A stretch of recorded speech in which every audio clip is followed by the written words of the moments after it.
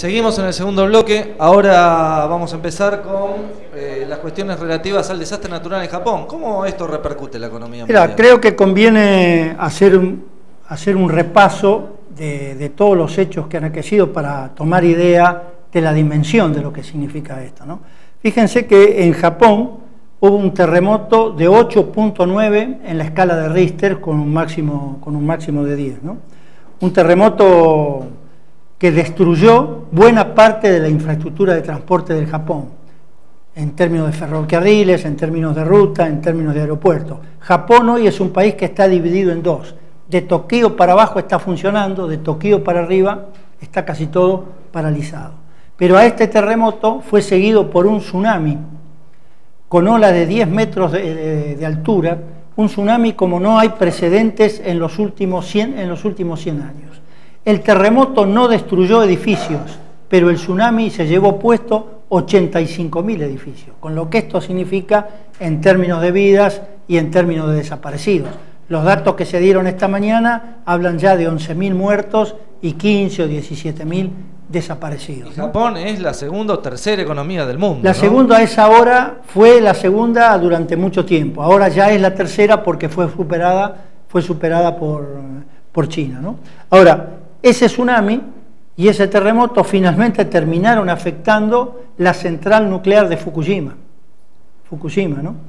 Y estas grietas producidas en la central han terminado liberando gases tóxicos, contaminación radiactiva, que para la Agencia Internacional de Energía Atómica es una situación caracterizada como muy peligrosa.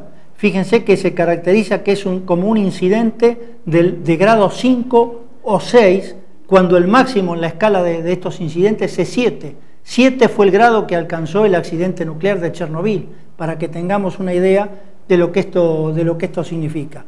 La Organización Mundial de la Salud ha dicho ya que están contaminadas las aguas, que están contaminados los alimentos, y han encontrado plutonio también en zonas del mar y en las aguas corrientes. ¿Cómo repercute esto en la economía japonesa y eso cómo se refleja en la economía mundial?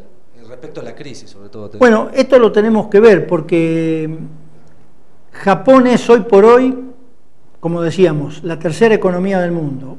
Es uno de los principales exportadores del mundo y es un gran importador de petróleo, de gas y de alimentos, porque no tiene materias primas, ¿no? Tiene desafectadas de la producción alrededor de, bueno, no sé cuántas, pero muchas plantas automotrices, plantas electrónicas, que es un gran fuerte japonés en la producción internacional, productos de precisión electrónica, y también es un gran proveedor de autopartes para toda la industria mundial.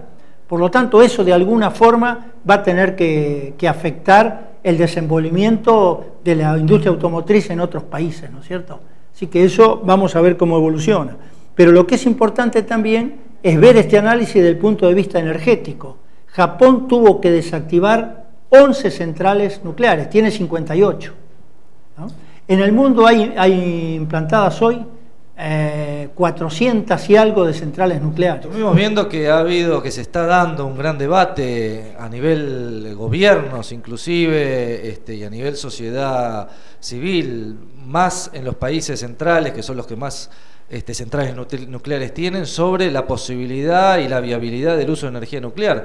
Pero justamente teniendo en cuenta que la energía nuclear cubre una parte importante del consumo energético en estos países, ¿qué significa? No, claro, es muy importante porque frente a la demanda creciente de energía, producto del modelo productivista, consumista que tenemos, la energía nuclear fue puesta y fue publicitada incluso por el propio Banco Mundial como una energía barata, obviamente como generaciones más barata que el resto de las energías con productos fósiles, una energía limpia, que no contamina, y también una energía sin riesgo. Bueno, ahora sabemos qué riesgo tiene, ¿no? Ya lo sabemos, ¿no?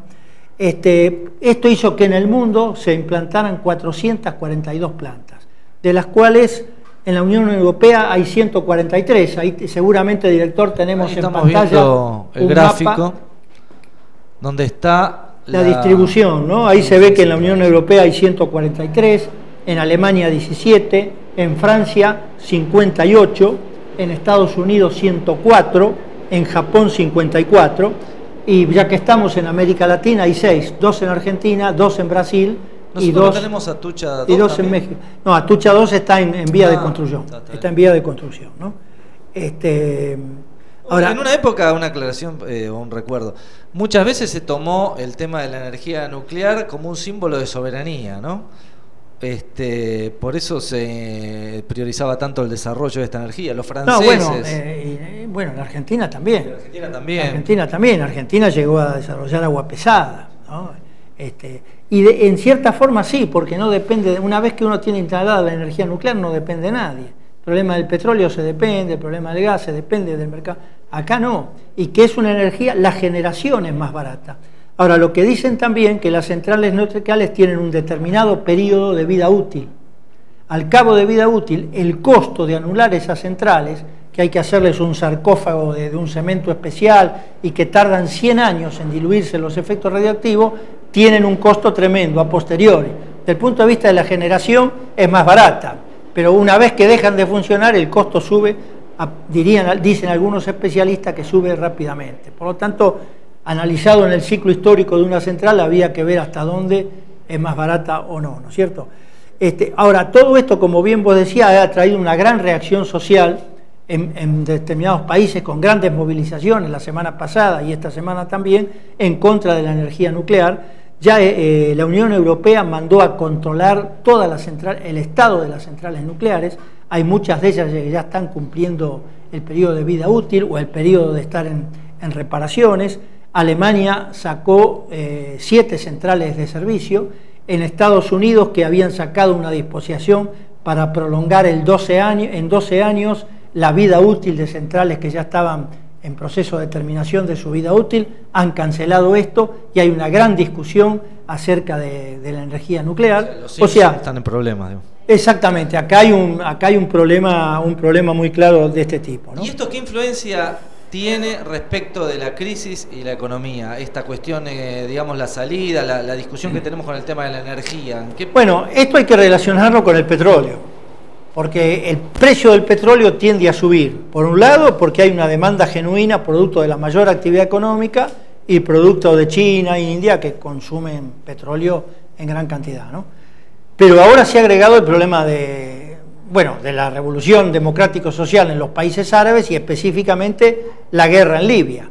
Libia no es un gran productor de petróleo, pero la mitad del 50% del petróleo que produce Libia va hacia Alemania, hacia Italia y hacia Francia, a tal punto que en la coalición que está en este momento invadiendo Libia hay una disputa por quién ocupa los pozos petrolíferos, si los franceses o los italianos. Pregunto algo que es más que como dato político también, pero como dato económico.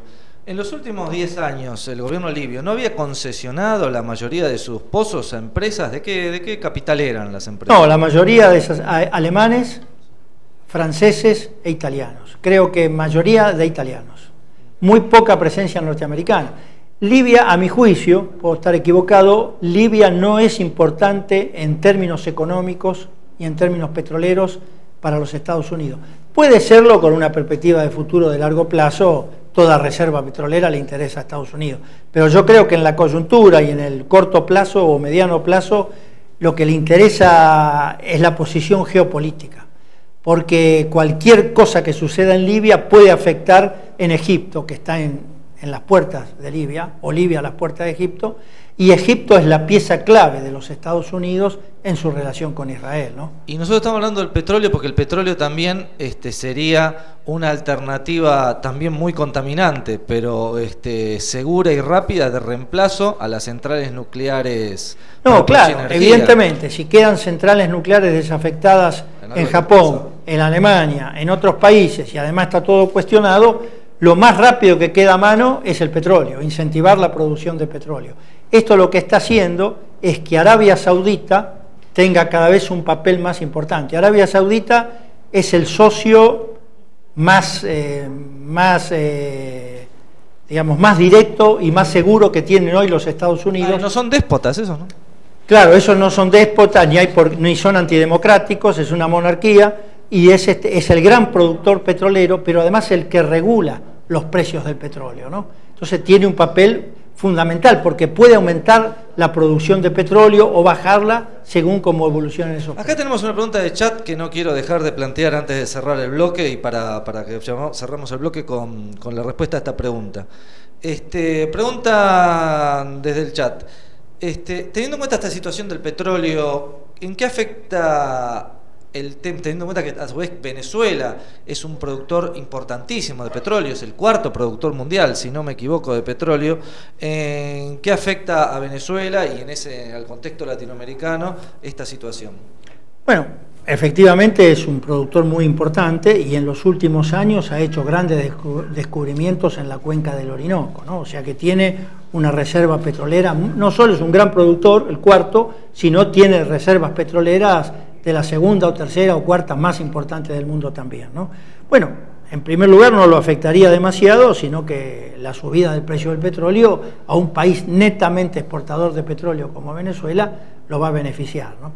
Ahora, hay que decir que Venezuela no tiene un petróleo de mucha calidad, tiene mucho petróleo pesado, que es un petróleo que se vende más barato, que no se puede refinar en cualquier refinería, sino que tiene que haber refinerías especiales.